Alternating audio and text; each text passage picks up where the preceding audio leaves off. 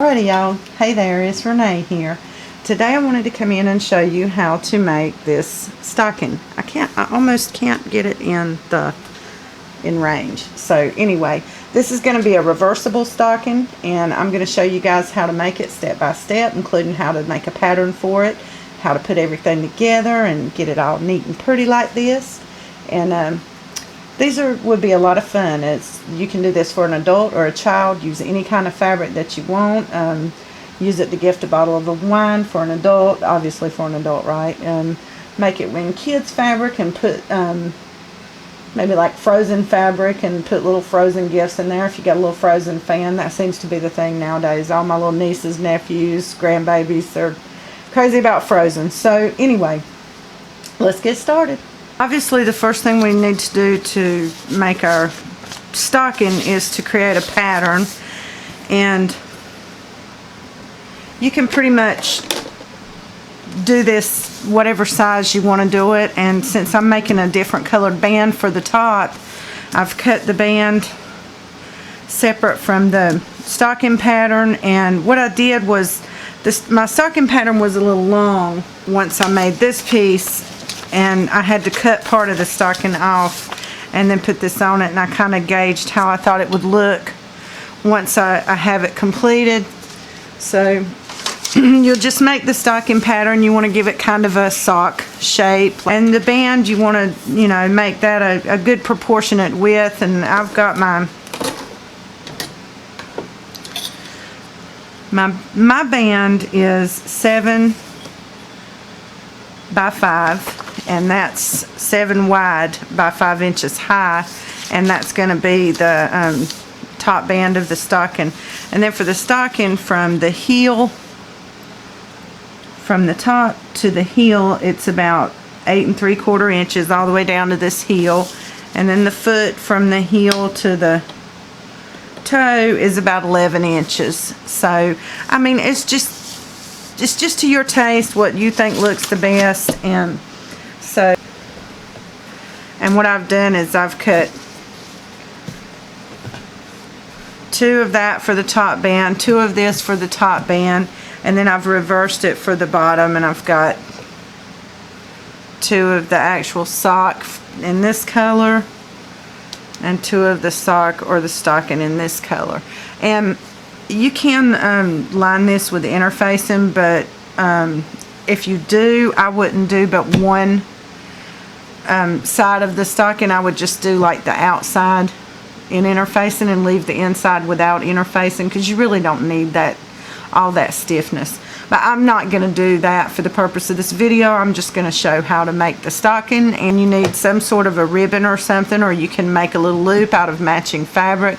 I'm just using a little piece of gross grain ribbon, and I've cut it to about 5 inches so that when it's folded over, it's about 2.5 inches, and some of that's going to get eaten up into the inside of the stocking so that it can't be pulled out or loosened. So it's altogether going to be about 2 inches around, yeah, something like that, once it's completed. So okay, so the first step that I want to do in constructing this little stocking is to take the coordinating fabrics, and I'm going to take the top bands,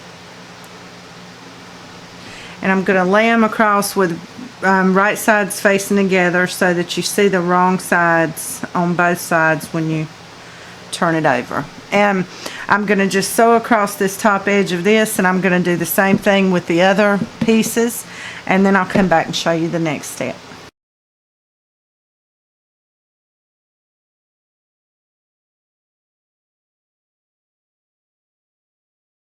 So now you can see that all of the pieces have the top band sewn on.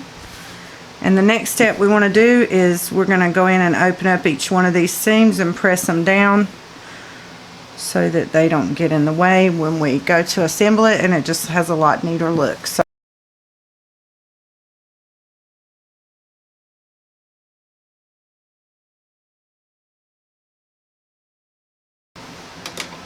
okay, you can see I've got all of these nicely pressed, and they look so neat that way. Now for our next step, what we want to do is take the matching pieces and put them right sides facing together.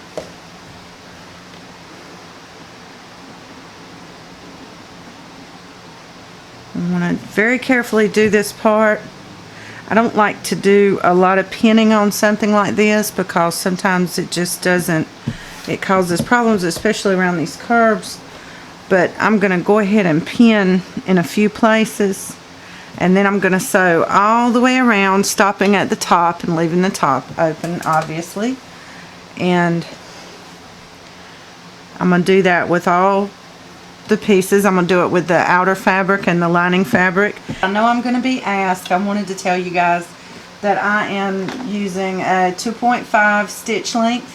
I have my Viking set on medium speed. I have my tension between the 6 and the 5, closer to the 5. My presser foot setting is just about a little above 4. So those are all my settings. It's a straight stitch. Obviously, you're not going to do this in a zigzag or any fancy stitch.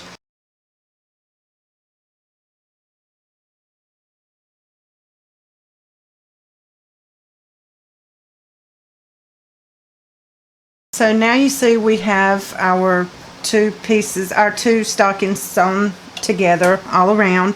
And the next thing, I'm just going to slip these pins out right quick. We don't want to try to do anything with the pins in there. And if this is your first sewing tutorial of mine that you're watching, then I'm going to go over this so that you know. If you're new to sewing, one thing you want to remember right away is anytime you are sewing over any curb, you want to clip that curb. You don't want to clip the thread that the seam you just made, but you want to make some little clips right as close to that stitch as you can get without clipping through it.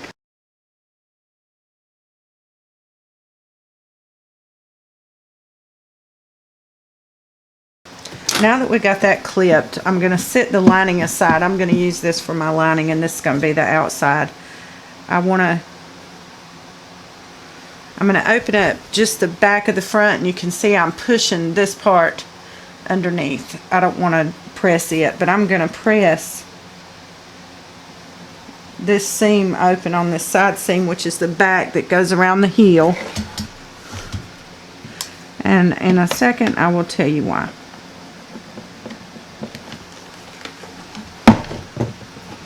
I just want to press that open so it doesn't bunch up.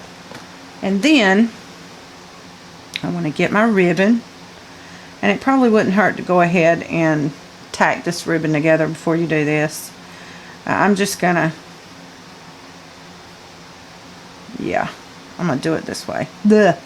I lose it sometimes and I forget. Okay, I'm gonna put it right on that seam and put it with it on the right side, which is on the inside, and turn it upside down and lay it across this seam so that it's looped over. You know, I got my little loop, and I'm just going to tack it on there right quick with the sewing machine. So now you see I've got the ribbon sewn in there on the right side. I could have turned it and done that because I'm going to need to for this next step anyway. So if you aren't sewing as you're watching this, then just turn this first and then just tack it on there. Our next step, we're going to turn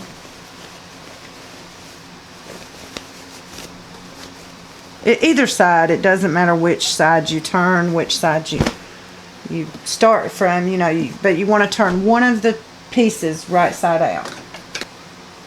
The one that you turned right side out, you want to slip it into the one that is still wrong side out.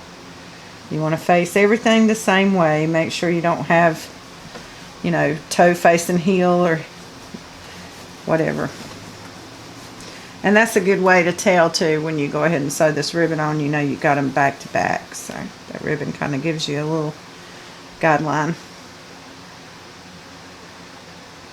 And I always like to open up these seams. I don't like to sew over those because they can get bulky. So you're just going to fit that one stocking down into the other one and line up those seams. And once you line up the seams and have them open, then you want to pin the seams down on the one side. You don't have to do a lot of pinning with this. What I found is I always over pinned before, and I always ended up sticking myself or breaking a pin or breaking a needle. So you just need to, especially when it's something rather small or not that big around like this, you can just pin the side seams and you're good to go. Once you've got everything pinned and lined up, you just want to pull it and make sure that everything looks even. And then what you want to do is, since I'm going to start at the back, I'll be starting and sewing around like this and then stopping here somewhere. So what I'm going to do is I'm going to mark a little place just so I know where to stop, so that I give myself enough to turn. We're going to turn it using this opening. So where you mark it, maybe 2.5 inches, you want to leave that open from end to end. And give yourself a stopping point, because sometimes what I find is I go way too far and then I have to open up the seam, and sometimes it can tear the fabric.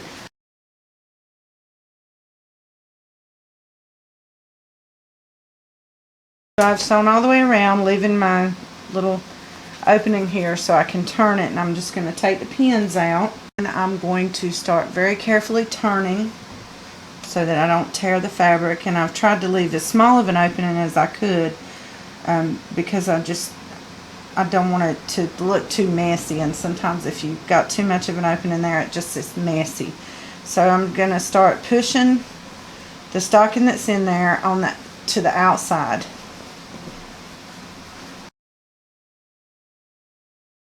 Okay, now you see we've got everything turned.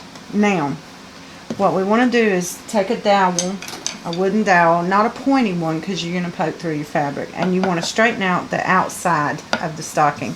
You don't want to do that with the inside, because it's actually going to be inverted. So if you get real neat with straightening this out to look just like the outside, you're going to have to unneaten that and go in and push everything down in the way it should be. So just leave this and go to the outside part and poke out all these rounded edges and get everything all neat and give it a good press.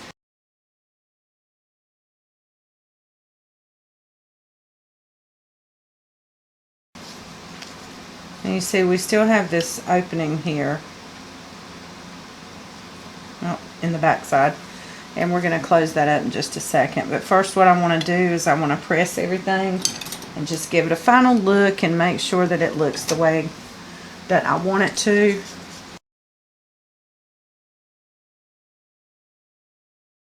So now I've got this all pressed, and like I said, all I'm going to do is the same deal.